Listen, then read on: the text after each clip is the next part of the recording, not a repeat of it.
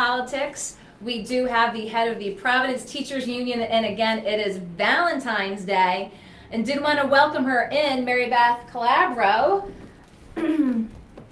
Has some Valentines. Thanks for coming in today. I'm good. You were literally kind of in the hot spot here, the bright, bright sun. The late afternoon sun, well, it definitely beats the snow, so certainly appreciate it. But let's talk Valentine's and why you're coming in today and where you're heading after this. Happy Valentine's Day. Thank you. I'm following the tough act of England, so I'm not sure I'm going to be as cute or as funny. But we are going to City Hall today to deliver Valentine's to Mayor Lorza. And the Valentine basically says, Dear Mayor Lorza, we need you to show that you love our students and public education. We call on you to veto the proposed expansion of Achievement First. Our students are not for sale. Please, Mr. Mayor, have a heart and support Providence Public Schools. And it's been signed by teachers throughout the district. So how many of these will you be dropping off today? We're doing 2 drops, so today's probably about 700. Okay. 700 Valentines. That's 700 Valentines. probably a big stack. It's a big stack. And do you have an additional one over here? Oh, does this look a student? These are from children. So we Okay. also have another pile. I didn't count them, but we also have another pile from students. And this basically just says, I love my school because I feel safe.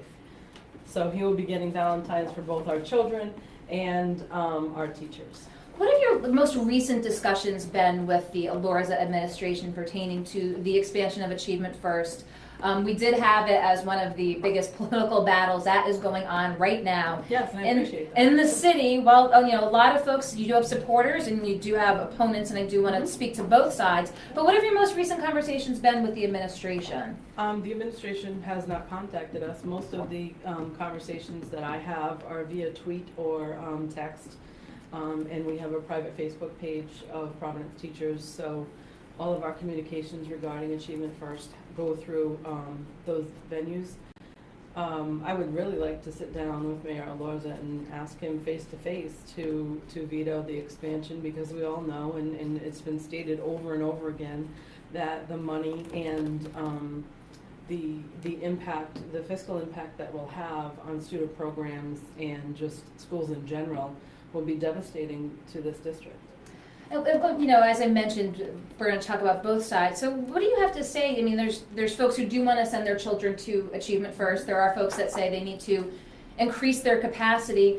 What's your response to that? And what, in your estimation, is an ideal situation?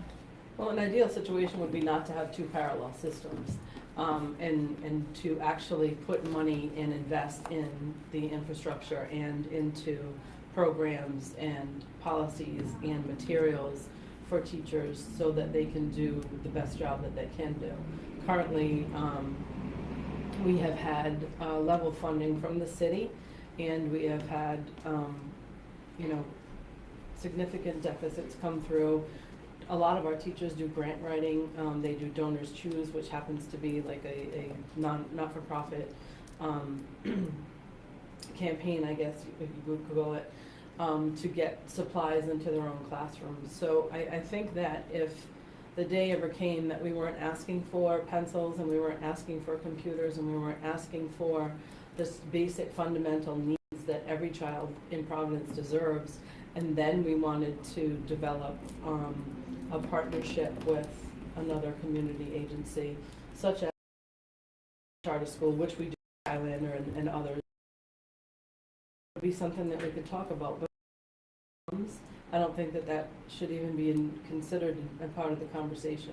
So talk with us a little bit about that, your partnerships, you know, with a Highlander, for instance.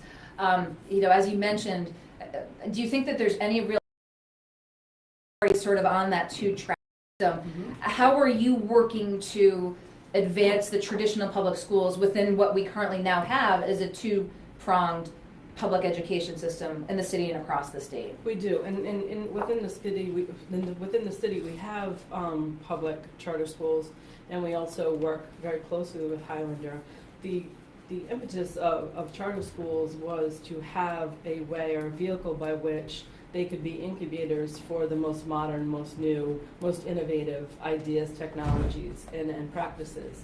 And it was supposed to be so that they could share best practices with the public school. That doesn't happen with Achievement First. They're basically at arm's length away from the public school. Highlander, however, we have worked closely with Highlander. They have come into our schools. They work very closely at Pleasant View. They work very closely at West Broadway to do blended learning initiatives and do a lot of workshops and ramping up for teachers so that we can bring our students the best and most innovative programs possible. And one of the big arguments is often made by traditional public schools with an achievement first or a different type of charter school environment is the parental involvement and the demand for parental involvement. Most charter schools demand that students and families, basically sign on that there's going to be a level of parental involvement.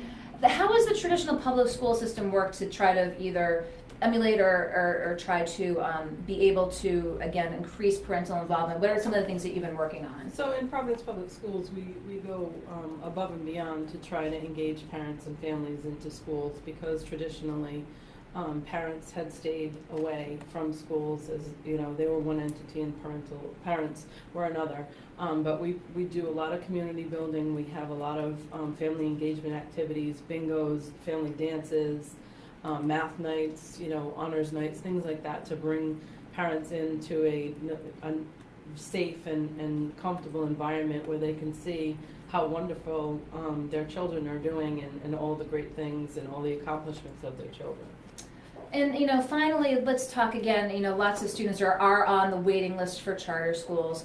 What do you have to say to folks who are looking for options in schools with charter schools, but yet, as you mentioned, there's still major budgetary constraints for traditional public schools? I mean, what would you say to folks that are saying, well, maybe the parents should have a choice, but here you are representing the teachers who are in the traditional system, which you say is just really needing an influx of funding? Mm-hmm. So first, I just want to talk to the point that you made about having waiting lists or a plethora of people waiting to get on there, to get into their school. Shortly after the RIDE approved their expansion, I received a color brochure to apply to go to Achievement First. If they have a bunch of people on their waiting list, I'm not sure why they would be recruiting from families within my city and within my town and throughout the city. So I find that to be a kind of a juxtaposition of reality. Mm-hmm. But that being said, I think that a lot of what has to do with Providence Public Schools and public schools in general is the funding formula and funding at the city level does nothing to support and help our kids. Innovation costs money. Mm-hmm. Technology costs money. These are things that are not stagnant prices or costs to the district as well. So we need to be mindful of these things when we are creating schools and developing programs within schools to support our children. Our children come with a variety of supports, a variety of intelligence, all kids on different ends of the spectrum. We service all from the severe and profound population of students with disabilities, all the way up to the gifted and talented students that we have. So it's not a cookie cutter program that we have. It's not a cookie cutter district that we have. Mm-hmm. So if you have to think about 26,000 different pieces of information that come to us. So there's a lot of things to running a public school. To be frank, those of us who are in my public school personally, Nathaniel Green, previous administrations have kicked the can down the road in terms of how they worked on facilities or what they ignored, and they weighed the pros and cons of fixing something versus not fixing something. And the Achievement First just happens to be in a building that they leased from the city of Providence for $1. And they had a fundraiser, and they raised $10 million to refurbish the interior. And Nathaniel Green, if we have a fundraiser, we'll be lucky if we raise $300. We don't get to raise $10 million to refurbish our buildings. So it's not a level playing field. It never has been a level playing field. And if the mayor chooses to continue with this expansion, it will continue the divide and the chasm between public education and Achievement First will continue to grow. Do we have any idea time frame? I know you mentioned that you've been in some communications, but you're dropping these off today. Yes.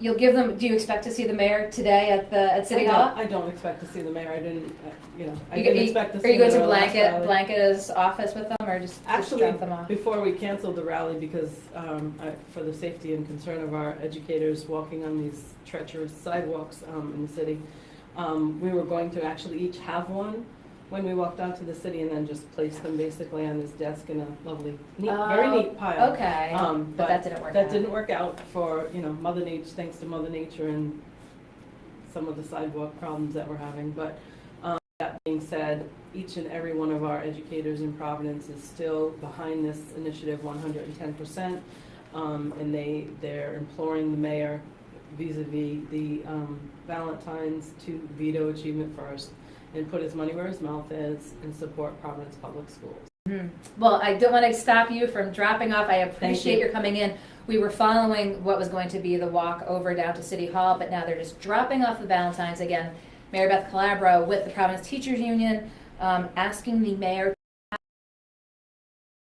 Achievement First. Yes. Appreciate your coming in today. Thank you.